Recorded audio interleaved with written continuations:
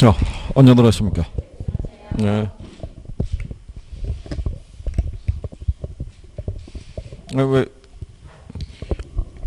결석하신 분들도 있고 늦게 오시는지, 아니 뭐 요즘 뭐 그 바이러스 때문에 그런가요? 네? 아니 근데 그게 대기 중에 전염이 되는 것도 아니고 길 가다가 호흡하는데 전염이 되면은 밖에 나갈 수가 없는 경우인데, 이건 뭐 접촉이나 아니면 뭐 특별하게 주변에 감염자가 있을 때 가능한 건데, 아 이게 뭐 그것 때문에 집에서 쉬고 있다. 참. 아니 그거는 이유가 되죠. 아기 때문에 걔 어차피 뭐 유치원이나 어디를 보낼 수가 없으면, 네, 데리고 있어야 되니까 뭐 그런 부분도 있을 수는 있겠죠. 네. 근데 중요한 건 그러고 난 다음에 정이 못 나오면 인강이라도 봐야 되는데, 그죠? 인강은 뭐 바이러스 끝나고 뭐 이러면 큰일 난다는 얘기죠. 오늘은 167페이지 상업입지론 할 차례인가요? 그래요. 집에서 복습은 하고 계시나요? 복습은? 아니 도대체 제가 그건 제가 궁금해서 물어보는 건데, 모르는 내용은 어떻게 해소하세요? 강의를 들어도 바로 이해가 안 되는 파트가 있을 거 아니에요, 용어나. 예? 그건 어떻게 해소하세요? 집에 가정교사가 따로 있나요? 그 양반이 집에 가면 다시 쭉 설명해 주나요? 아니면 바깥 양반이 도와주나요? 이게 궁금한 게 있으면 그걸 물어봐서 해소를 하셔야 돼요. 그래야지 빨리 용어가 정리가 돼야. 그쵸? 예. 지금 이제 2월이죠. 예, 요거 2월 달 지나면 3월 달부터는 날짜 가는 속도가 한 1.2배 정도 빨라져요. 그러다가 한 7월 달 되면 한 1.5배, 9월 달 되면 한 2배로 빨라져요. 그냥 팍팍팍 간다고요. 그러니까 미리 좀 하셔야 돼요. 그리고 안 그러면 힘드시잖아요. 그거.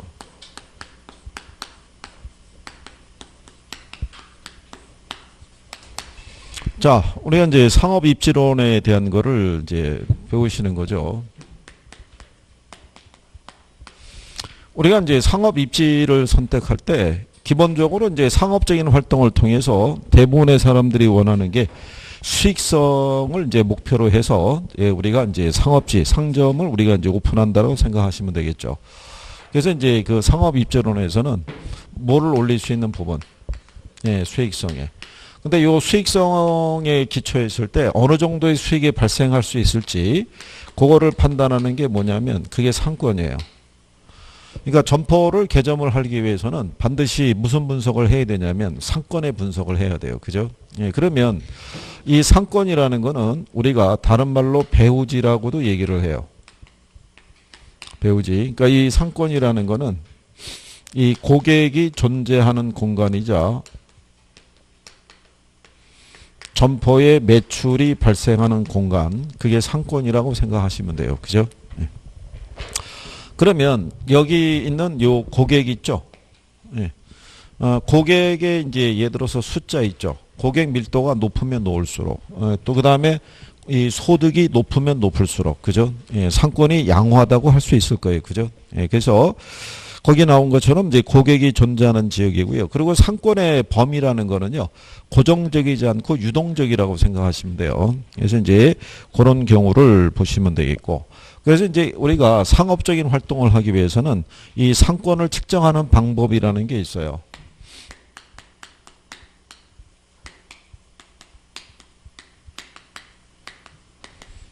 요거는 이제 간단하게 보셔가지고요. 거기 보면 이제 현지조사법이라고 있어요. 그러니까 현지조사법을 활용하는 것은요, 그 상권을 이제 찾아주는 고객들에게 모니터링을 해가지고 아니면 설문조사, 대면조사를 통해가지고 상권의 범위를 유추한다라고 여러분들이 생각하시면 돼요. 심지어는 마트나 백화점에서 왜 카드 발급해주죠. 예, 카드 발급을 한 다음에 여러분들이 카드를 사용하게 되면 그 내역이 그 사람들의 입장에서는 데이터가 되는 거예요. 일주일에 몇 번 방문하고 주로 구매하는 상품, 그 다음에 소비하는 금액, 뭐 이런 것들을 우리가 조사할 수 있다라고, 예, 이렇게 생각하시면 되겠고요. 그 다음에 이제 뭐 경험적인 부분에서 우리가 상권을 측정한다는 것은, 요거는 예를 들어서 어떤 센서스 자료 있죠? 지자체를 통해 가지고. 그러니까 주로 신도시 개념을 가게 되면 거주하는 사람들의 평균적인 연령대가 좀 젊어요. 그러면은 거기 아이들도 좀 어리죠. 그러면 어떤 이제 물품이나 이제 이런 것들이 많이 이제 활성화가 돼 있고, 그죠? 그러니까 그런 것을 가지고 우리가 조사하는 게 있고요. 수학적인 분석법에 대해서는 레일리하고 허프 모형을 통해서 우리가 추정할 수 있는데 조금 이따가 뒤에서 배우시면 된다라는 거.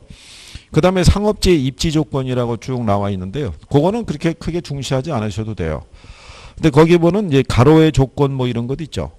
예, 이런 것들은 일본 애들이 중시하는 요건이에요. 가로 조건에 대해서는. 예, 그래서 이 점포가 들어서 있을 때 점포하고 이제 가로가 너무 이제 넓게 포진이 되어 있으면 고객이 이 점포에 도달하기가 조금 쉽지가 않아요. 그래서 이제 그런 것들을 다 감안해서 입점을 해야 된다는 거니까, 예, 그거는 외우거나 하실 필요는 없어요. 예, 참고하셔도 된다는 거. 그 다음에 뒷페이지 넘어가시면요. 상권에 대한 획정 방법이라고 있어요. 여기에 대한 거는 시험에서 지문으로 한번 나온 거예요. 분산시장 접근법이라고. 그래서 제일 먼저 나오는 게 시장 침투법이라고 있죠. 예, 요게 이제 대부분의 점포에서 주로 쓰는 게 시장 침투법이라고 보시면 돼요. 그러니까 기존에 가령 예를 들어서 어느 도시에 H라는 백화점이 있으면 이 백화점이 이 도시 전체를 자기가 다 이제 지배하고 있다고 생각할 텐데, 만약에 이 주변에 A라는 백화점이 하나 들어서게 되겠죠. 그러면 서로 간에 상권이 이렇게 겹친다고 보시면 돼요. 측정을 할 때. 그래서 이런 거를 우리가 시장 침투법이라고 얘기를 해요. 그죠? 그래서 거기 보는 상권의 형태가 겹쳐지는 백화점이라든가 슈퍼마켓 또는 마트 이런 애들이 있죠. 예, 이런 애들의 상권의 범위를 측정할 때는 이제 이런 식으로. 그 다음에 공간 독점법이라는 것은요, 거리 제한을 두는 업종이 있죠. 예, 그래서 우리가 지난번에 설명한 게 뭐 얘기했냐면, 예전에 우리나라의 주유소 있죠. 예, 주유소는 반경 2km 내에는 다른 주유소가 들어설 수 없었어요. 그러니까는 이 공간을 얘가 독점적으로. 예. 근데 지금은 거리 제한이 없어졌죠. 그래서 예전에는 주유소가 꽤 괜찮은 업종이었어요. 현금 장사했었고 공간을 독점하고 있었고, 근데 요즘은 뭐 거리 제한도 없어지고 대부분 뭐 카드로 구매를 하기 때문에 그런 이점이 사라진 거고요. 그 다음에 이제 분산시장 접근법이라는 건요, 요게 여러분 시험에 지문으로 한번 나온 거예요. 그냥 맞는 지문으로. 예, 전문화된 상품으로서요, 특정 수요 계층을 대상으로 하는 경우에 이 중심성 분석을 이용하는 분산시장 접근법이 적합하다라고 얘기를 해요. 그러니까 예를 들어서 강남에 가면 이제 논현동 쪽에 그 가구거리가 있어요. 예, 거기서 주로 수익 가구 취급을 하는데, 뭐 예를 들어서 뭐 이태리째 대리석 침대 하나가 한 2억대 뭐 이렇게 한다는 얘기죠. 근데 그 정도로 소비할 수 있는 계층이 있는 곳은 상권이 여러 군데 펼쳐져 있지는 않죠. 특정한 지역에 특정한 수요를 대상으로 할 때는 이 방법을 사용할 수 있다라고 생각하시면 돼요. 그러니까 용어 정도로만 알아두시면 되는 게, 시험에서 답으로 인용한 적은 없고 분산시장 접근법 정도만, 예, 명시가 된 거니까요. 예, 그렇게 여러분들이 정리하시면 되겠고요. 예, 그 다음에 이제 171페이지 거기 중간 박스 밑에 가면 크리스탈러의 중심지 이론이라고 해놨어요. 그죠? 예. 요게 이제 상업 입지론의 대표적인 게 바로 이 크리스탈러의 중심지 이론이라고 보시면 돼요.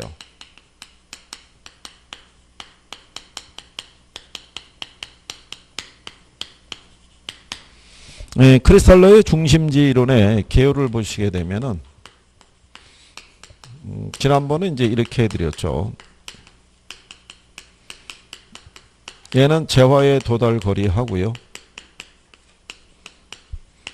최소 요구치의 관계를 토대로 공간상에 분포하고 있는요, 도시의 수라든가 또는 규모라든가 또는, 예, 기능 등을, 예, 설명해 주는 이론이, 그게 크리스탈러의 중심지 이론이라고 얘기를 했어요.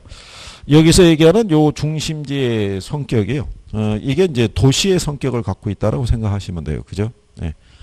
그래서 중심지는 주변 배후지에 뭐를, 재화 서비스를 제공하는 것을 우리가 중심지라고 얘기를 해요. 그죠?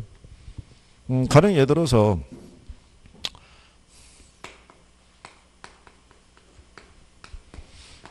세종시에는 백화점이 있나요, 없나요?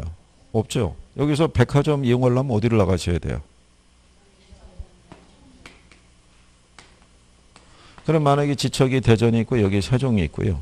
이쪽에 만약에 옥천 만약에 이렇게 있다 라고 가정했을 때, 뭐 밑에 있나요? 위에 있나요? 뭐 신탄진 뭐 이런 거 있겠죠. 그러면 얘가 중심지고요. 여기가 배후지예요. 무슨 말인지 아시겠죠? 네, 그래서 이 중심지는 주변 배후지에 재화 서비스를 제공해 주는 역할을 해요. 그죠? 자, 그랬을 때 이 중심지론이라는 게 이제 중심지가 이제 도시 개념을 우리가 지칭하는데요. 도시는 도시민들에게 많은 서비스를 제공해 줘요. 우리가 도시에 들어오는 인구들에게 취업이나 교육이나 금융이나 행정이나 또는 교통 등의 서비스를 제공해 주는 게 그게 도시라고 생각하시면 돼요. 그죠? 근데 그 서비스를 제공하는 도시의 그 어떤 규모가 다 틀리다고 생각하시면 돼요. 그죠? 이렇게 규모가 크면요. 크고 다양한 서비스를 제공해 줄 수 있어요. 근데 규모가 작은 도시는 그런 서비스를 제공해 줄 수가 없다는 얘기죠. 그러면 이렇게 다 크고 다양한 서비스를 제공해 주는 도시 있죠. 이 도시는 공간상에 분포하고 있는 숫자가 많겠어요? 적겠어요? 적겠죠. 대신에 이런 서비스를 제공받는 배후지 역할하는 도시들은 많다라고 생각하시면 돼요. 그죠? 그 논리를 설명하고 있는 거예요. 그러면 여기 보면 최소 요구치라고 해놨죠. 최소 요구치라는 건 뭐냐면 요 중심지가 재화 서비스를 제공하기 위해서 필요한 최소한의 인구수 또는 고객수를 우리가 최소 요구치라고 그래요. 그러니까 여기 인구 한 100만 될 거 아니에요. 그러니까 좀 더 크고 다양한 서비스가 제공이 될 수 있는 거겠죠. 그러면 재화의 도달거리는 뭐를 재화의 도달거리라고 그러겠어요? 재화의 도달거리. 요거는 요 중심지로부터 제공되는 서비스 있죠. 예, 이 서비스가 도달될 수 있는 최대한의 공간 범위라고 생각하시면 돼요.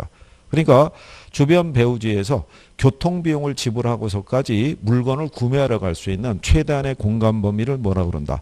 그걸 재화의 도달거리라고 그래요. 그러니까 이 도시가 중심지의 규모가 크면 클수록 이게 커지는 거예요. 재화의 도달거리가. 무슨 말인지 하시겠나요? 예, 그래서 그거를 설명해 주는 거라고 보시면 돼요. 그래서 거기 보시면 그 171페이지 밑에서 네 번째 줄에 보면 중심지로는 재화의 도달거리와 최소 요구치의 관계를 설명한 이론으로 취락이나 상점의 규모와 공간적 배열 상태를 설명해 주고 있다. 그래서 취락이나 상점이 유지되기 위해서는 최소한의 배후지가 필요한다는 얘기죠. 그래서 작은 취락이나 상점은 적은 배후지를, 큰 취락이나 상점들은 큰 배후지를 필요로 한다, 이런 얘기가 되겠죠. 그러니까 규모가 크면 클수록 이 상권의 범위가 그만큼 넓게 펼쳐져 있어야 된다는 얘기죠. 그래야지만 서비스가 일정한 부분 유지가 될 수 있더라. 그래서 뒤에 가면은 이론적 내용이라고 이렇게 표현이 되어 있으면서요. 거기서 이제 기본적인 내용이 설명이 되어 있죠. 그래서 거기 보면은 중심지라고 우리가 표현이 되어 있고요. 이 중심지 기능이라는 것은 배후 지역에 재화 용역을 제공하는 기능이라고 우리가 이렇게 얘기를 하고요. 이런 기능을 갖춘 공간을 우리는 뭐라고 그러냐면 중심지라고 이제 얘기를 하는 거죠. 그리고 배후지는 중심지로부터 재화 용역을 제공받는 지역을 뭐라고 그런다? 배후지. 그 다음에 이제 최소 요구치 나와 있죠. 예, 최소 요구치라는 것은요, 이 중심지가 그 기능을 유지하기 위해서 필요한 최소한의 수요 있죠. 인구, 예, 고객, 이런 것들을 우리가 최소 요구치라고 보시면 되겠고요. 그리고 이 중심 기능에 따라 최소 요구치의 규모가 어떻게 돼요? 다르다라고 생각하시면 돼요. 우리가 지난번에 설명했지만, 만약에 이 백화점 정도에 대한 서비스를 제공해 주려고 그러면요, 고객 인구가 최소한 50만 이상은 돼야 돼요. 네, 그 정도의 도시가 돼야지만 이 서비스가 제공이 돼요. 왜냐하면 백화점이 하루 매출이 있죠. 뭐 한 6, 7억 정도 유지되려고 그러면 고객 인구가 그 정도는 돼야지 들어올 수 있다는 얘기죠. 여기는 그 조건에 미치지 못하기 때문에 들어서 있지 못하다라고 생각하시면 돼요. 그 다음에 이제 재화의 도달거리라고 되어 있죠. 예, 요거는 이 중심지에서 제공되는 서비스 있죠. 예, 이게 도달할 수 있는 최대의 공간 범위라고 여러분들이 생각을 하시면 될 거예요. 이 재화의 도달 범위를 넘어서게 되면요, 더 이상의 수요는 존재한다, 안 한다? 안 한다라고 여러분들이 생각하시면 될 거예요. 그죠? 이 충청도가 가게 되면 또 이런 천안이라는 데가 있죠. 그러면 요 천안 주변에 가면은 아산이라는 데도 있고요. 이쪽으로 하면 서산, 당진 뭐 이런 데도 있어요. 얘네들은 여기가 중심 역할을 하기 때문에 여기서 재화 서비스를 제공받는다고 생각하시면 돼요. 그죠? 그래서 그런 내용으로 구별하시면 되겠고, 그래서 거기 밑으로 내려가시면 동그라미 디귿을 보면 중심지의 성립 조건이라고 돼 있죠.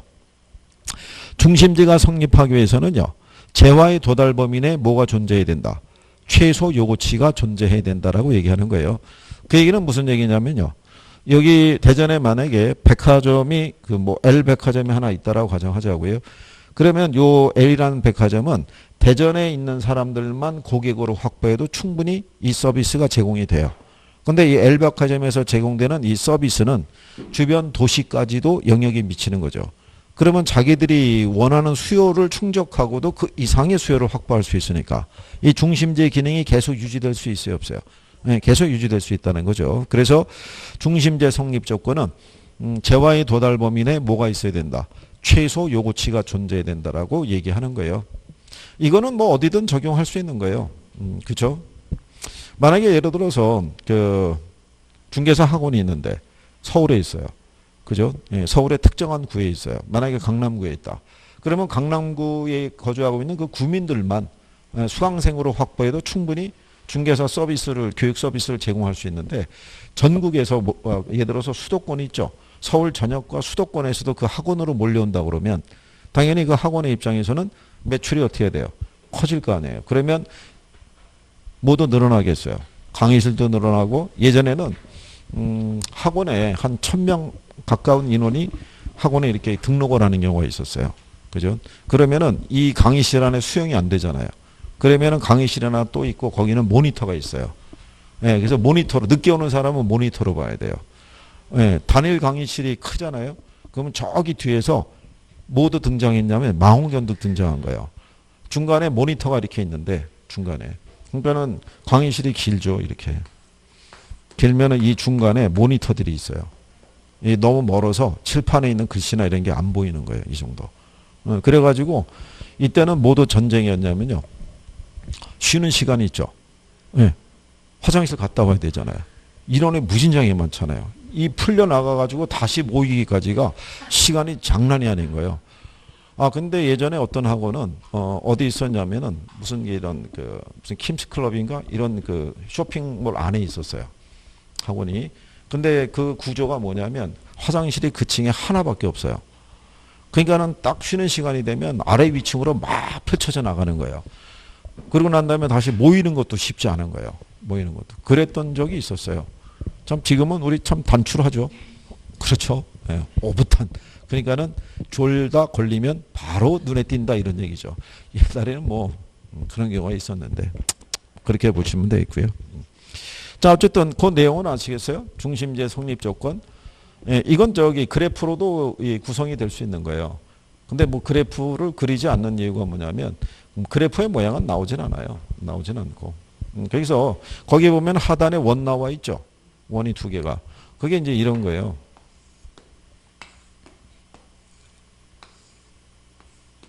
이렇게 돼 있다 그러면요. 여기가 이제 중심지가 되잖아요. 그러면 이게 5가 되고요. 여기 구성이 됐을 때 이게 뭐가 되냐면 이게 손익분기점이에요. 손익분기점이니까 비용과 수익이 같아지는 지점이죠. 예. 그랬을 때 여기를 넘어서는 이 부분이 뭐가 되냐면 이게 이윤이 발생하는 지점이에요. 이윤이. 그랬을 때 여기가 B가 되고요. 여기가 A가 됐을 때 얘가 재화의 도달 범위고요. 여기 있는 B가 이게 최소 요구치예요. 이게.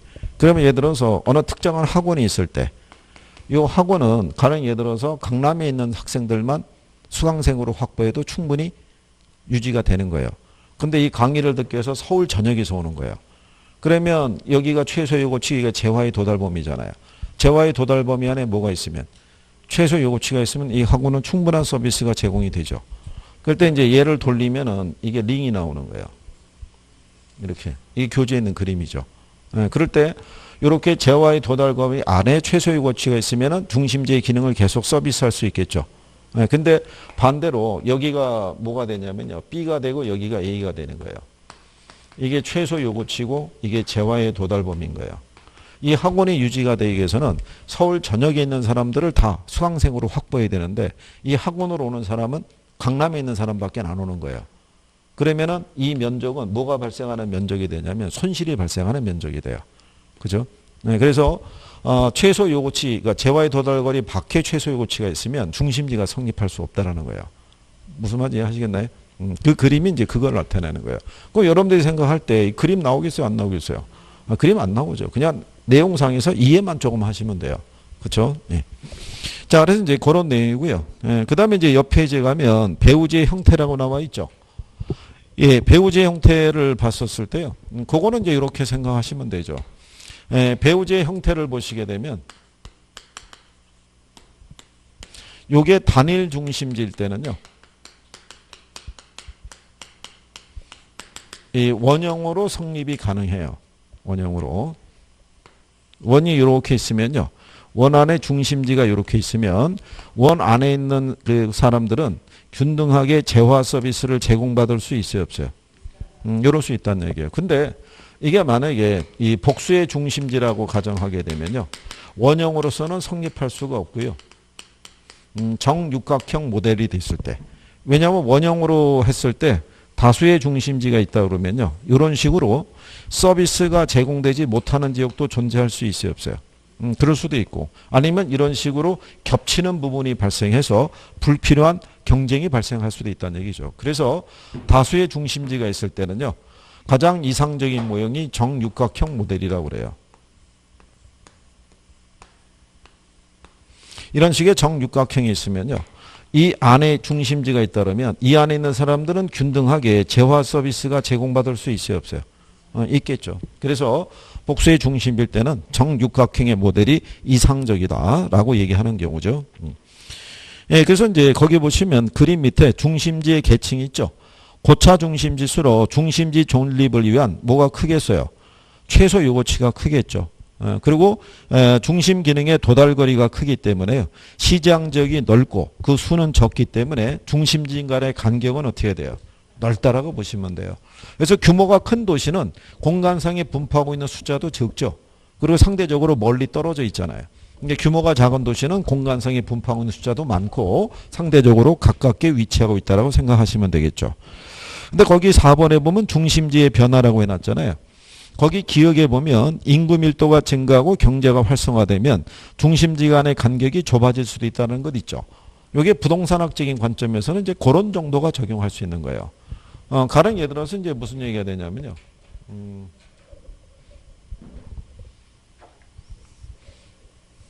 여기 만약에 이 천안이라는 도시가 있었을 때요. 요 주변에 아산도 있고 이쪽으로 가면은 당진도 있고 서산도 있고 그 다음에 태안도 있고 뭐 이렇게 돼 있어요. 여기는 인구가 한 10몇만 정도밖에 안 되기 때문에 특정한 어떤 도시나 군에서는 백화점이 들어설 가능성이 없어요. 근데 만약에 세 개 지역이 만약에 통합됐다고 가정해 보세요. 예, 통합이 되면은 얘네 전체 인구가 50만을 가깝게 육박하거나 또 그 이상이 될 수도 있겠죠. 그러면 여기도 백화점이 하나 들어설 수 있는 거예요. 그러면 새로운 중심지가 또 만들어질 수도 있어요, 없어요? 그럴 수도 있는 거죠. 그러니까 도시의 어떤 변화를 보고 장차 어떤 개발이라든가 이게 일어날 수 있는 그런 변화를 추정할 수는 있다는 얘기예요. 부동산학적인 관점에서는. 그리고 이제 또 자동차 교통이 발달하면요. 저차 중심지는 쇠퇴해요. 고차 중심지가 발달한다고 생각하시면 돼요. 80년대 아마 후반 정도에서 그 마트가 이제 들어오기 시작했어요. 마트가 들어오게 됨에 따라서 누가 타격을 일단 받냐면 동네 슈퍼도 타격을 받지만 아파트 단지 내 상가 있죠. 예, 거기 있는 슈퍼들이 대부분 다 타격을 받은 거예요. 그러니까는 그 마트에 가게 되면 전체적으로 가격이 어떻게 돼요? 단가가 저렴해요. 물론 이제 대용량을 구매를 해야 되는데 그 다음부터는 이제 사람들이 뭐가 보급이 되고 난 다음에 자동차 있죠. 예, 자차가 이제 늘어나면서 차를 타고 가가지고 거기서 일주일치 식료품을 한꺼번에 구매 갖고 오는 거죠. 그러면 이제 단지 앞에 있는 이제 그 슈퍼에서는 딱 떨어진 거, 필요한 거, 그것만 이제 구매를 하게 되니까. 그래서 이제 단지 내 이제 그 상가들이 많이 좀 주고 타격을 많이 받았다. 뭐 이렇게도 얘기를 하는 거죠.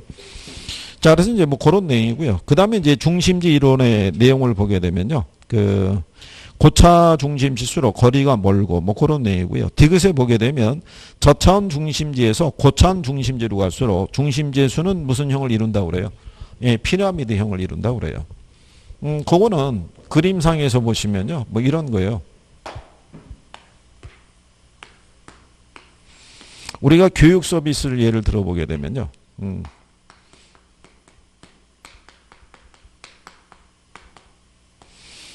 시골에 가면은 이제 면 단위에 보면요. 초등학교까지의 교육 서비스가 제공이 되죠. 예, 근데 군 단위를 가게 되면 어디까지? 중고등학교. 그 다음에 시로 넘어가면 대학교. 제공되는 교육 서비스의 질이 틀리죠. 그렇잖아요. 이런 식으로 올라갈수록 무슨 형태를 이룬다는 거예요? 피라미드 형태. 그러니까 여기가 숫자가 제일 많고 그 다음에 좀 줄어들고 적어지는 거죠. 그죠? 그래서 이렇게 무슨 형태를 이룬다? 피라미드 형태를 이룬다라고 이렇게 생각하시면 될 거예요. 자, 그래서 이제 그런 내용을 여러분들이 구별하시면 되겠고요. 그 다음에 이제 뒤로 넘어가면 허프의 중심지론이라고도 있어요. 여기 있는 이 크리스탈러의 모형은요, 도시와 도시 간에 있죠. 예, 도시와 도시 간의 어떤 기능이라든가 어떤 이제 서비스 이걸 이제 다뤘다 그러면 허프의 중심지 모형은요, 도시 내에 거주하고 있는 고객들이 있죠. 예, 고객들이 이제 특정한 점포를 이용하는 방법에 대해서 얘기하고 있어요. 그래서 허프의 중심지론은 미시적인 분석이라고 그래요. 그래서 이제 그런 내용들을 우리가 이제 구별할 수 있다고 보시면 되겠고요. 그래서 거기 점포의 매상고에 영향을 미치는 것은요, 소비자의 성향으로 고밀도의 시가지에 거주하는 소비자는요, 특정한 지역에서만 상품을 구매하진 않아요. 예를 들어서 조금 세종에 있는 양반이 세종에도 뭐 마트나 뭐 이런 것들이 있는데 굳이 대전을 나가는 이유가 있어요. 나가는 이유가 뭐냐면 거기 수십 년 단골이 있는 거예요. 그러니까 거기서 그 상품에서 취급하는 디자인 이런 게 꼭 자기 마음에 드는 거예요. 그죠? 그러니까는 이 사람이 외부로 나가지 않고 자기가 거주하는 지역에서 쇼핑을 하기 위해서는 이 사람들이 원하는 상품들이 있죠. 상점이 이 안에 들어와 있어야 되는 거예요. 그래야지만 자체에서 소비할 수 있다는 얘기죠. 근데 그거는 지정학적인 것도 영향을 줘요. 기본적으로 수도권에 가게 되면 일산이라는 도시가 있고 분당이라는 데가 있어요. 자체 소비 비율은 일산이 높아요. 일산이 높은 이유가 뭐냐면 일산에서 강남 가기가 힘들어요. 자유를 타고 쭉. 근데 분당에 거주하는 분들은 대부분의 인식이 뭐냐면 내가 분당에 거주하고 있지만 나는 강남 사람이라는 인식이 저변에 깔려 있어요. 대부분 분당으로 이주한 분들이 강남에 거주하다가 분당으로 나간 거예요. 그러니까 그 양반들의 생활권역은 거의 어디랑 겹쳐있다고 보시면 돼요. 강남하고 겹쳐있다라고 보시면 돼요. 그러니까 자체 소비 비율이 상대적으로 조금 떨어지죠. 예, 그러니까 그쪽에 나가서 소비하는 케이스가 좀 많으니까. 근데 그런 상권에 대한 부분은요, 나중에 여러분들이 영업을 하실 때 기초적인 분석은 해놓고 있어야 돼요. 예, 내가 어느 도시에서 영업을 하게 됐을 때 그 도시의 상권이 있죠. 예, 거기에 따른 이제 맵이라고 그러죠. 지도. 이런 거는 만들어 놓을 수 있어야 돼요. 그지 고객이 찾아왔을 때 거기에 따른 어떤 이제 정보나 이런 걸 줄 수가 있죠. 거기에. 자, 그래서 이제 그런 내용이죠. 그래서 이제 여기 3번에 보면요. 소비자는 가장 가까운 곳에서 상품을 선택하라는 경향이 있는데 적당한 거리에 고천 중심지가 있으면요. 인근의 저천 중심지를 지나칠 가능성이 있어요, 없어요? 그럴 수 있다는 얘기죠. 그래서 세종시에 거주하는 분들도 대전하고의 연계가, 교통 연계가 좋으면은 굳이 여기서 소비하기보다는 그쪽에 가서 소비하는 케이스가 있을 수 있어요. 그럼 왜 그러냐면, 일상에 뭐 필수품 있죠. 예, 이런 거는 이제 우리 동네도 팔아요. 예, 근데 내가 조금 더 필요한 선매품이라고 그래서 의류나 뭐 가구나 가전 뭐 이런 것 있죠. 예, 그거는 우리 동네에서는 안 팔아요. 근데 조금 나가면 규모가 큰 도시에서는 그걸 소비하는 거죠. 그럼 내가 한 번에 구매를 하러 나갈 때 내가 원하는 거를 한꺼번에 소비하고 싶을 때는 내가 거주하고 있는 지역보다는 조금 더 벗어나서 교통이 편리한 것을 따라서 구매하고 돌아오는 소비 패턴을 나타낼 수도 있다는 얘기예요. 그래서 뭐 그런 내용들을 분석하고 있는 게 허프의 중심지론이다라고 보시면 되겠고요. 그 다음에 이제 그 밑에 가면 상권 분석에 관한 기법이라고 나와 있죠. 예, 거기는 별표 하시는 거예요. 그걸 우리가 상권에 관한 이론이라고 얘기를 하는데요. 얘네가 계산 문제로도 나올 수 있고요. 이론으로도 나올 수 있어요. 근데 이 상권에 관한 이론에서 가장 일단 대표적인 게 레일리의 소매인력 법칙이에요. 레일리의 소매인력 법칙은요. 예전에 여러분들이 학창시절에 배웠던 아이작 뉴턴의 그 만류인력의 법칙 있죠. 네, 그거를 인용한 거예요. 그냥 일반적인 식을 보게 되면 두 물체 간에 끌어당기는 힘이 있죠. 예, 인력은 거리의 제곱에 반비례하고요. 질량의 크기에 비례한다는 논리가 뉴턴의 만류인력의 법칙에 대한 사고인데 이거를 그대로 특정한 도시에서 고객을 유인할 수 있는 힘이 있죠.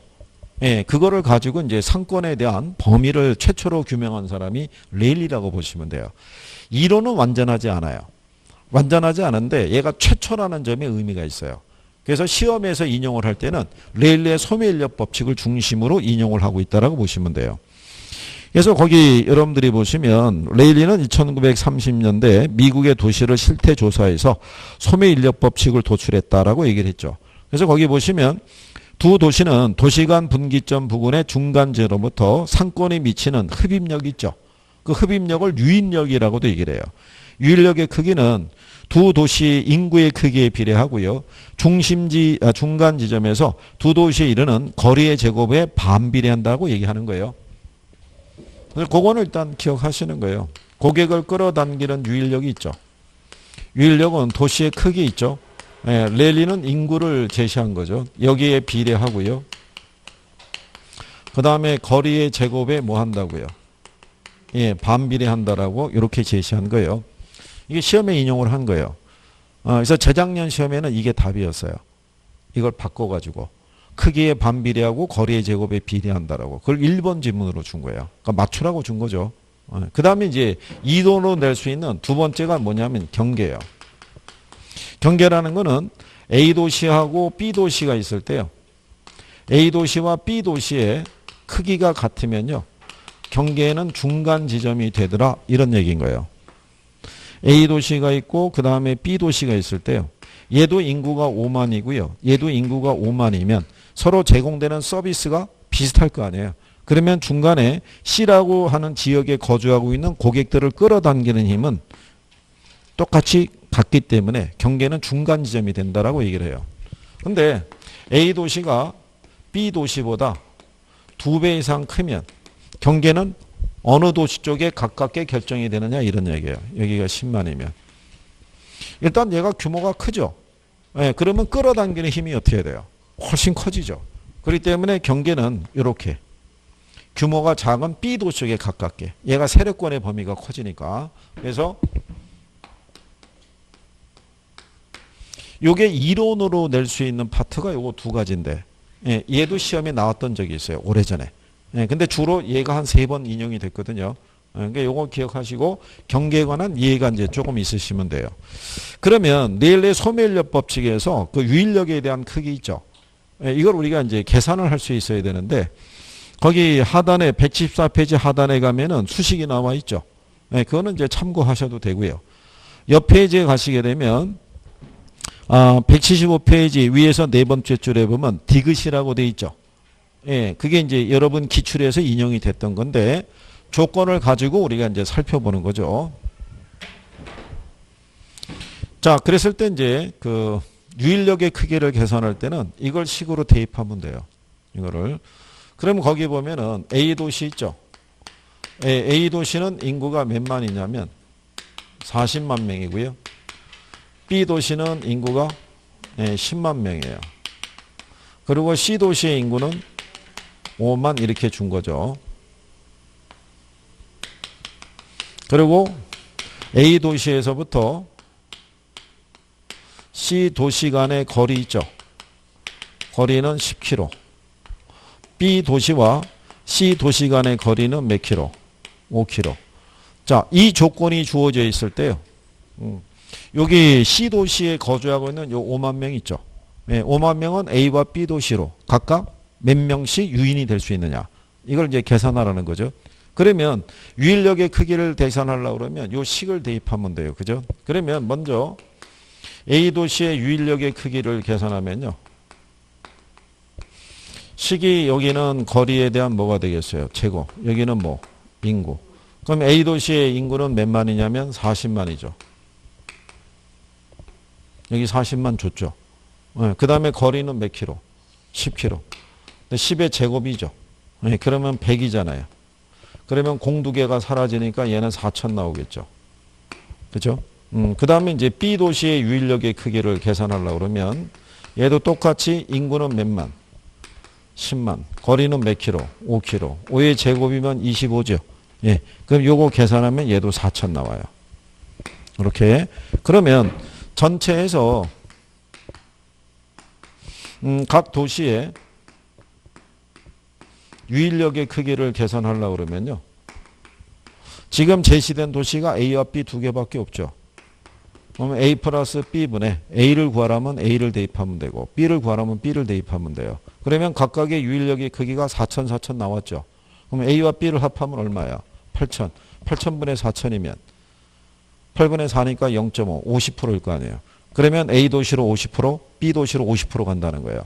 그러면 C 도시의 인구가 5만이잖아요. 그럼 A 도시는 몇 명? 2만 5천 명. 그 다음에 B 도시는 몇 명? 2만 5천 명. 그게 답이었어요. 근데 출제자는 오지선다를 줄 때 반반 50%의 비중을 준 거는 3번 지문밖에 없었어요. 2만 5천 대 2만 5천. 그러니까 이제 계산할 수 있는 요령이 있으면 이제 풀 수 있다는 얘기고. 이렇게 해서 그냥 단순 대입해서 풀 수도 있고요. 아니면 이런 논리로 갈 수도 있어요. A 도시가 있고 B 도시가 있잖아요. 그죠? A 도시가 인구가 40만이죠. B 도시는 인구가 몇 만? 10만. 그러면 A 도시가 B 도시보다 4배 크죠. 근데 거리를 보게 되면 얘는 10km고 얘는 5km잖아요. 그러면 A 도시가 B 도시보다 2배 멀죠. 네, 2배 먼데 거리의 제곱이니까 4배 먼 거예요. 이렇게. 그러면 식을 배열하면 4대 1이 4대 1이 되겠죠. 그러면 내항은 내항끼리, 외항은 외항끼리 곱하니까 4 곱하기 1 하면 4잖아요. 1 곱하기 4하면 4잖아요. 4대 4라는 거는 8분의 4와 8분의 4란 얘기예요. 그러면 0.5, 0.5잖아요. 그럼 각각 몇 프로씩? 50%씩. 그렇게도 배열을 할 수 있다는 거예요. 그러니까 이 비례식은 계산기를 안 써도 되는 거고, 이거는 계산기를 써야 돼요. 그죠? 근데 계산기를 쓰나 비례식을 하나 계산 싫어하는 분은 둘 다 싫은 건 똑같은 거예요. 그죠? 그러니까 이게 계산이 안 된다고 그래가지고 뭐 낙담할 필요는 없어요. 다만 이제 이런 요령이라고 그래서 저희가 이제 문제를 드릴 때, 그러니까 3월달부터 자료가 다시 나가겠죠. 3월달 자료는 오지선다로 나가요. 그러면 무슨 문제도 들어가겠어요? 계산 문제도 들어가는 거예요. 그래서 익숙하게 해주는 거예요. 익숙하게. 그런데 항상 이렇게 유념하셔야 되는 게 뭐냐면 기출에서 나왔던 문제는 지금 들여다보면 쉬운 것 같아요. 해설도 나와 있고 푸는 방식도 선생님이 알려주고 그러니까 해볼 수 있을 것 같은데 막상 시험장에 들어가면 이 조건이 달라질 수 있어요, 없어요?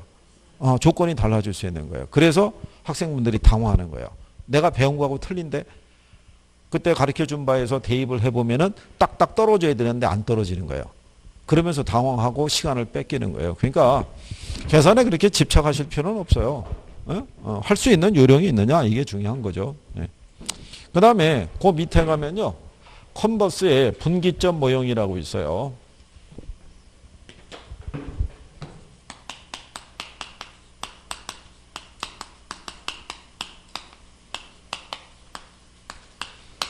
이 컨버스의 분기점 모형을 봤을 때요. 얘는 레일리의 이론을 수정한 이론이라고 보시면 돼요. 예를 들어서 저 조건에 의하면은 C 지역에 거주하고 있는 인구 중에 절반은 A 도시로, 절반은 B 도시로 구매하러 간다는 것은 우리가 규명을 했어도 과연 그 지점이 A 도시로부터 몇 킬로 떨어진 지점인지 또는 B 도시로부터 몇 킬로 떨어진 지점에 대한 정확한 경계를 우리가 확인할 수는 없었던 거예요. 그래서 그 레일리의 소매인력 법칙을 수정한 이론이에요. 그래서 수정 소매인력 법칙 뭐 이렇게도 얘기를 해요. 근데 이제 거기 컨버스의 모형에 대한 것을 보시게 되면요. 안에 보면은 박스 안에 식이 있죠. 예, 식에 대한 부분을 보시면 거기 보면은 DA라고 돼 있죠. 예, 이렇게 나와 있다는 거는 그러면 경계 지점은 A 도시로부터 몇 킬로 지점이냐는 얘기예요. 그건 뭐를 중심으로? A 도시를 기준으로 경계 지점을 찾으라고 그럴 때 이렇게 A가 나오겠죠. 예, 그러면은 루트 안에 분모가 A의 면적이 들어가는 거예요. 뭐를 기준으로 구하라고 했을 때는 A를. 만약에 B 도시를 기점으로 구하라고 그러면 분모가 뭐가? B가 들어가는 거예요. 그죠? 그러면 여기는 B의 면적이 되겠죠. 여기는 A, B 간의 거리예요. 이렇게. 자, 그러면 이 조건을 가지고 한 페이지 넘기시면요. 상단에 예제가 이렇게 나와 있죠. 예, 이 조건이 뭐냐면 이런 조건이에요. 이게 실제 시험상에서는 이렇게 나온 거예요. 그래서 여기가 A, 여기가 B. 그래서 얘는 매장 면적이 1000평방미터고요. 얘는 매장 면적이 9000평방미터 이렇게 주고요. 중간이 4km, 여기가 2km, 그 다음에 여기가 6km, 그 다음에 여기 이제 8km, 여기 제로. 네, 조건을 이렇게 주고요. 지문은 이렇게 준 거예요. A로부터 1km 지점. 2번은 A로부터 2km 지점. 그 다음에 3번은 A로부터 4km. 그 다음에 4번은 A로부터 뭐 5km. 그 다음에 5번은 A로부터 7km. 이렇게 주고, 예, 경계 지점을 찾으라고 문제를 출제한 거예요. 기출이 이렇게 나온 거예요. 그림 나오고. 이렇게. 근데 여기서 이제 출제자는 힌트를 준 거예요. 우리가 아까 이제 레일리의 이론을 봤을 때 저기 보면은 경계를 얘기했었죠. A 도시하고 B 도시의 크기가 같으면 경계는 중간이 되죠. 근데 A 도시가 B 도시보다 크면 경계는 무슨 도시 쪽에 가깝게? 규모가 작은 B 도시에 가깝게라는 얘기잖아요. 얘가 9천이죠. 얘는 1000이잖아요. 얘가 규모가 크죠. 그러면 경계는 중간이 될 수는 없어요. 중간 기준에서 왼쪽으로 가야 돼요. 그러면 여기서 1번과 2번을 제외한 3, 4, 5번은 답이 될 수 없어요. 그렇잖아요. 이 조건에서 출제자는 암시를 해준 거예요. 힌트를. 그러면 답은 1번 아니면 몇 번? 네, 2번이라는 걸 우리가 알 수 있어야 되겠죠. 그죠? 그러면 이거를 단순하게 대입하면 돼요. 그러면 여기 보시면 A, B 간의 거리는 8km잖아요. 그죠? 그 다음에 1 플러스 이렇게 했을 때 자, 이거 계산하면은 9 나오겠죠. 네, 그러면 루트 9라는 건요. 루트 3의 제곱이죠. 이게 없으면 3 나오는 건데 이건 우리가 그냥 수식으로 풀 때 하는 얘기고 자, 그래요. 컨버스 모형의 배경음악을 또 이렇게 깔아주셔가지고 네, 그래요. 자, 이거를 루트 9를 계산기 놓고 찍게 되면요. 3이 나와요. 네, 그러면 루트 9 계산하면 이게 3 나온다는 거죠. 그럼 1에다가 3을 더하면 4. 8을 4로 나누면 예, 이 답이 2kg예요. 얘가 답이었다고요. 요게 18회 때인가 나왔으니까 한 10년도 넘었죠. 근데 그때 한번 나오고 왜 안 나왔겠어요? 그 이후로. 루트가 나왔잖아요. 그리고 학생들이 삐진 거예요. 니들은 계산 잘해서 좋겠다. 이 계산기 딸랑 하나 주고 루트를 계산하는 얘기냐? 난 루트 계산해 본 적이 없다. 난리가 난 거죠. 그 이후로는 등장을 안 한 거죠. 그죠? 그래서 계속 레일리하고 허프 모형만 출제를 했던 거예요. 그 이후로. 그런데 또 이런 게 있죠. 그 이후로 최근에 한 28회 있죠. 28회 이전에 보면 23회, 24회, 25회, 26회, 27회, 28회 올 때까지 레일리하고 허프가 돌아가면서 나왔었어요. 그러다가 28회 이후로는 애들이 또 소식이 끊겼어요. 한 2년 동안 안 나온 거예요. 그럼 사람들은 무슨 생각하냐면 계산 문제가 나오면 다시 레일리하고 허프 모형에서 출제될 수 있을 거라고 추정하고 있을 거예요. 그런데 얘가 나올 수 있는 거예요. 얘가. 그러면 이제 아니 원래 출제자들이 의표를 찌르는 걸 좋아해요. 학생들이 기다리고 있는 거는 잘 안 내요. 기다림에 지쳤을 때 한번 내는 거예요. 잊어먹었을 때쯤. 그러니까 얘가 갑자기 툭 나올 때도 있는 거예요. 그럴 때를 대비해서 우리가 이제 문제를 풀어보게끔 해드리는 거예요. 가끔 외부 모의고사 같은 거 접하게 되면은 선생들이 이쪽에 문제를 내는 것도 있을 거예요. 근데 이게 무리해서 소수 계산하거나 이렇게 하는 경우도 있는데 그런 경우는 거의 없다라고 보시면 돼요. 그러니까 그런 경우고요. 그 다음에 그 밑에 가면요. 허프의 확률 모형이라고 있어요.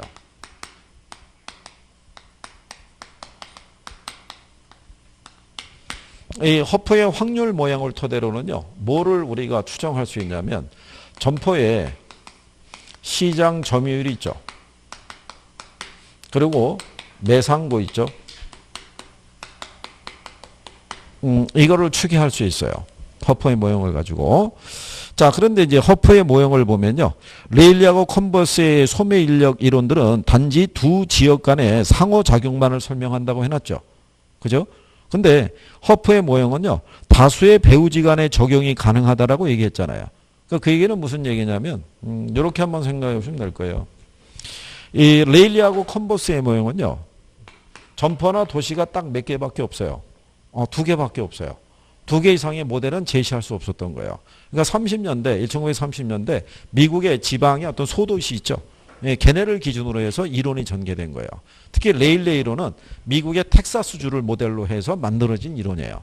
그러니까 텍사스주라는 것이 미국의 중심이라는 게 이제 동부 쪽에 이렇게 포진되어 있고 텍사스는 남부 쪽에 있다고요. 멕시코기 국경에 있는 거. 원래 텍사스 주 자체가 원래 멕시코 땅이었어요. 멕시코 땅이었는데 예전에 미국하고 멕시코하고 전쟁을 펼쳐가지고 멕시코가 졌어요. 그래서 전쟁에 대한 배상금으로 넘겨준 게 텍사스, 그 다음에 플로리다주 이런 것들이 넘겨준 거예요. 지금 아마 뒤에 후세 역사가들이 텍사스주 일대가 지금도 멕시코 땅이었으면 멕시코가 지금의 멕시코가 아닐 거라는 얘기도 있어요. 근데 어쨌든 간에 그래서 이제 어떤 논리냐면 뭐 이렇게 생각해 보시면 돼요. 여기가 만약에 서산이라는 데고 여기가 당진이라는 데야. 근데 여기 중간에 뭐가 있냐면 태안이 있어요. 그럼 태안에 거주하는 사람이 군이니까 그럼 예를 들어서 쇼핑을 하기 위해서는 서산하고 어디 당진뿐만 아니라 조금 나가면 뭐가 있냐면 천안이라고 규모가 좀 더 큰 도시가 있어요. 그럼 여기서 쇼핑하면 다양한 쇼핑할 수 있어요 없어요? 있는데 이게 1930년대 이론이라는 거예요. 지금도 여기서 차량을 이동을 해도 1시간 반 걸리는데 옛날에 1930년대는 이동할 수 있는 운송수단이 뭐였겠어요? 달구지였다고요. 그렇죠? 소가모는. 그거 몰고 여기를 왔다 갔다 하는 것도 거의 하루가 꼬박 걸리는데 여기 갔다 오려고 그러면 몇 박 며칠이 걸릴 거란 얘기예요. 그러니까 교통이 원활하지 못했기 때문에 조금 더 원거리의 규모가 큰 도시가 있어도 거기까지 구매하러 나가는 논리는 성립이 안 됐을 거라고 추정하는 거죠. 그러니까 몇 개밖에 없다고 보는 거예요. 2개밖에 없다는 가정인 거예요. 그런데 허프의 모형은 뭐냐면 대도시 지역을 가게 되면 점포가 딱 2개만 있는 건 아니란 얘기죠. 얘 말고도 최대 점포가 7개가 포진할 수 있다고 보는 거예요. 그러니까 계산식을 대입할 때는 7개까지도 계산식을 유도할 수는 있어요. 근데 7개까지 계산하려고 그러면 아무리 쉬워도 어떻게 돼요? 시간 많이 걸리겠죠. 그래서 여러분들에게는 현재 계산상에서 최대 몇 개까지 줬냐면 3개까지 줬어요. 그러면 대도시 지역 내에는 다수의 쇼핑센터가 있을 거 아니에요. 그러면 얘네들에 대한 뭐를? 시장 점유율을 구하려고 그러면 개별 점포의 효용의 값을 구하면 돼요. 구해서 얘가 20, 얘가 30, 얘가 50으로 이렇게 구했죠. 네, 구하고 난 다음에 개별 효용을 다 더하는 거예요. 그럼 3개 다 더하면 얼마예요? 100이잖아요. 그 중에 A 점포의 시장 점유율을 구하라면 A를 대입하면 돼요. 그럼 100분의 20이니까 몇 프로? 20%. B를 대입하면 100분의 30이니까 30%. 그러니까 이 안에서 시장 점유율을 구하기 위해서는 개별 점포의 효용의 값을 구해야겠죠. 네, 그걸 구하면 내용을 간단하게 구할 수 있는 거예요. 그죠? 그러면 그래서 여기 그 레일리하고 컨버스하고요. 여기 있는 허프 모형했을 때 차이점이 뭐냐면 거기에 여러분들이 허프의 확률 모형에 보면요. 디귿을 가보시면 허프의 상권 분석 모형에 따르면 소비자가 특정 점포를 이용할 확률은 경쟁 점포의 수, 점포와의 거리, 점포의 면적에서 결정이 된다고 그랬죠. 예, 요 중에서 레일리의 모형하고 다른 차이점이 뭐 있겠어요? 그게 경쟁 점포의 수라고요. 레일리하고 컨버스 모형은 경쟁하고 있는 것들이 딱 2개밖에 없잖아요. 그러니까 경쟁 점포의 수를 고려할 필요가 없는 거예요. 그죠? 이게 여러분 시험에 2번 인용이 된 거예요. 지문으로. 그래서 이 경쟁 점포의 수까지 반영한 거는 허프 모형밖에 없다라고 이렇게 생각하시면 돼요. 이해하시겠나요? 그렇죠? 자, 그러면 허프 모형을 가지고요. 뭐를 우리가 추정하려고 그러면요. 시장 점유율을 우리가 추정하려고 그러면요.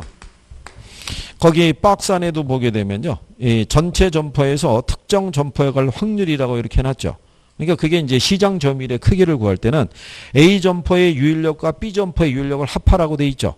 네, 그러니까 그거는 이런 얘기죠. 개별 점포의 유일력의 합계분의, 그죠? 개별 점포의 유일력이 있죠. 그러니까 지금 요 식이 요거랑 똑같은 거예요. 그러니까는 A 플러스 B를 합한 것 있죠. 합계니까.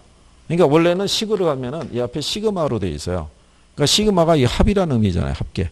근데 이렇게 하면은 식이 복잡해질 것 같으니까 빼버린 거예요. 그냥 풀어서. 그래서 만약에 A의 시장 점유율 구하라면 A를 대입하면 되고 B를 구하라면 B를 대입하면 돼요. 그죠? 그러면 뭐를 우리가 구해야 되냐면 얘를 구하려고 그러면 개별 점포의 뭐를? 그렇죠. 유일력을 구할 수 있어야 되죠. 근데 개별 점포의 유일력이라는 것도요. 얘는 거리에 따라서 허프의 모형은 제곱이 아니라 이게 마찰계수예요. 여기는 매장 면적이 되고요. 자, 레일리는 이거를 제곱으로 줬죠. 예, 제곱으로 준 이유 중에 하나는 뭐냐면 레일리의 모형은 아이작 뉴턴의 만륜력의 법칙을 인용한 거예요. 예, 만륜력의 법칙에 보면 인력의 크기는 거리의 제곱에 반비된다고 그랬죠. 그래서 그 제곱에 대한 의미도 담긴 것도 있고 텍사스주 안에 보게 되면요. 조그만 소도시가 한 200개가 넘어요. 그 도시 간의 거리 관계를 따져봤을 때 가장 유사했던 게 제곱이래요. 그 중에 가장 많은 이제 그 어떤 이제 샘플이 나왔을 때가. 그래서 레일리는 제곱으로 확정을 시켜준 거예요. 근데 여기는 무슨 값이 들어가 있어요? 마찰 개수가. 공간을 이동하게 되면 마찰 비용이라는 게 발생할 수 있어요, 없어요? 그래서 거기 박스 밑에 가면은 동그라미 미음에 공간 마찰 개수라고 있죠. 예, 고객의 특정 점포를 이용하는 데 따른 교통 조건이나 하천 등의 방해 요소를 얘기를 해요. 그죠? 그래서 특정 점포를 이용하는 데 따른 고객의 부담 정도를 얘기하는데 교통 조건이 나쁠수록 여기 있는 이 마찰 개수가 커지게 돼 있어요. 그런데 여러분들 알고 있는 왜 고가품이 있죠? 명품 뭐 이런 거 있잖아요. 예, 이런 상점까지 도달할 때는 이 마찰 개수의 값이 작아져요. 물건 가격이 비싸기 때문에 고객이 거기까지 물건을 구매하러 올 때 교통 조건이나 이게 상당히 양호하다고 보시면 돼요. 우리가 솔직히 뭐 두부 한 번 살려고 비행기 타고 나갈 수는 없잖아요. 그렇잖아요. 근데 명품 구입하기 위해서는 비행기 타고 나갈 수도 있어요, 없어요? 있죠. 다이렉트로 가면 거기서 명품 구매하고 오죠. 그러면서 비행기 값은 뽑았다 이러고 오는 거죠. 그 정도가 돼 있어야지 고객을 유인할 수 있다고 보시면 돼요. 그죠? 그게 작년 시험에 나온 거예요. 작년에. 그래서 전문품일수록 마찰 개수 값이 커지겠어요? 작아지겠어요? 작아져야 되는데 커진다 그래갖고 틀리게 준 거예요. 자, 근데 요 마찰 개수도 하나 알아두시면 되는 게요. 이 마찰 개수는 1도 될 수 있고요. 2도 될 수 있고 3도 될 수 있어요. 그렇기 때문에 얘네는 계산을 할 때 뭐를 줘야 되냐면 조건을 줘야 돼요. 그래서 통상 여러분 시험에는 2라고 나온 거예요. 지금까지는. 그런데 나중에 한 5, 6월 달 지나가게 되면은 외부 모의고사상에서는 선생들이 조건을 1도 줄 수 있고 2도 줄 수 있고 3도 줄 수 있어요. 이게 그러니까 그 조건은 항상 살펴봐야 되는 거예요. 무슨 말인지 아시겠나요? 그러면 자 거기 우리가 176페이지에 밑에서 세 번째 줄에 보면 예제가 또 나와 있죠. 예, 거기 보면 C도시 인근에 A, B 두 개 할인점이 있다라고 이렇게 해놨잖아요. 그죠? 예, 그랬을 때 허프의 상권 분석 모형을 적용할 때 B 할인점의 이용객 수는 이렇게 물어봤죠. 그러면서 거리 마찰 개수 값은 얼마로? 2를 주고요. 도시 인구의 몇 프로가? 60%가 이용한다고 그랬어요. 그죠? 예, 그러면 여기도 이거 대입하면 돼요. 개별 점포에 이 유인력이 있죠. 그러면 A가 있고 뭐가 있어요? 자, 거기 보시면은 그림상에 볼 때요. A 할인점이 있죠. 예, 면적이 얼마예요? 면적이 5천이라고 주어져 있죠. 거리가 몇 킬로? 근데 마찰 개수를 2를 줬으니까 10의 제곱이면 100이죠. 예, 공두개 빠지면 50 나오겠죠. 그죠? 그 다음에 B를 보게 되면 면적이 2만이죠. 거리가 20km죠. 20의 제곱이면 400이에요. 그죠? 얘도 계산하면 50 나와요. 그러면 여기다 우리가 더하면 되죠. A, B 합계가 얼마예요? 50 플러스 50. 분의 B 할인점 물어봤죠? 얘 50이잖아요. 100분의 50이면 0.5, 50%잖아요. 그죠? 자, 그럼 50%까지는 구했어요. 그죠? 근데 이용객 수를 구하라고 그랬잖아요. 근데 거기 보면 C도시의 소비자 거주자 인구가 몇만이에요? 30만이죠. 이때 30만의 50%에서 15만 그러면 안 돼요. 왜냐하면 조건이 뭐냐면 30만 중에 60%가 이용한다고 그랬어요. 그러면 18만이잖아요. 18만의 절반이면 9만 명이 되겠죠. 그래서 이 허프 모형은 간단하기 때문에 출제자들이 이 조건을 바꿔가지고 착각을 유도하는 거예요. 틀림없이 여기서 읽을 때는 60%만 이용한다는 걸 읽고 내려갔는데 막상 계산값을 구할 때는 60% 까먹는 거예요. 그러면 여러분 지문 안에도 몇만이 있는 거예요. 15만이 있다고요. 네, 그래서 이제 착각을 유도한다라고 보시면 돼요. 근데 이 문제 전 문제가 뭐였냐면 이렇게 나온 거라고요. 여기 A가 5천이죠. 1kg. 그럼 1의 제곱이면 얼마야? 5천. 그 다음에 B가 2만이었어요. 거리는 2km. 그러면 2의 제곱이면 그럼 얼마겠어요? 그러면 몇 프로? 50%일 거 아니에요. 어? 기출이에요, 둘 다. 하나는 1kg로 주고 1kg, 2kg 주고 또 한 번은 공 하나 더 붙여준 거예요. 요렇게. 그래서 허프 모형에서는 계산 문제가 인용이 됐을 때 28회하고 그다음에 23회인가요? 그거 빼놓고는 다 50% 줬어요. 조건이. 그래서 그때 학생분들에게 들어가서 계산을 정의 못하겠으면 50%로 생각하고 나눠서 찍어라. 안 되면. 예. 근데 요즘은 이제 그거 바꿔서는 그래서 최대 지금 3개까지 나온 거예요. 점포가. 근데 그거 우리도 다 계산할 수 있어요, 없어요? 예, 계산할 수 있어요. 그 정도는. 그래서 얘네들이 이런 식으로 나오다 보니까 조금 이제 변별력이 없다고 보고 28회 때 C까지 하나 더 낸 거예요. 점포가 3개 들어오고 매상고도 구하라고 그런 거예요. 그러니까 또 학생들이 반발한 거예요. 아니 왜 맨날 2개만 주다가 나 시험 볼 때만 3개를 주는 이유가 어디 있어? 그래서 또 반발이 확 들어간 거예요. 그래가지고 작년하고 재작년하고는 문제가 안 나온 거예요. 계산 문제가. 계산 문제 안 나오고 이론으로 넘어간 거예요. 이론으로. 문제가 있을 땐 꼭 이제 그런 식으로 대응도 하기도 해요. 그러니까 자 그래서 이제 3가지 모형이 있는데 막상 이게 계산을 해서요 원리를 조금 이해하면은 그렇게 어려운 내용은 아니라고 생각하시면 돼요. 충분히 여러분들이 할 수 있는 그런 수준이다. 그래서 반복하면 괜찮아요, 그죠? 네. 자, 그래서 이 모형 정도로 있고요. 예, 그럼 잠깐 쉬었다가 소비자 분포기법서부터 하시죠. 쉬었다 들어오세요.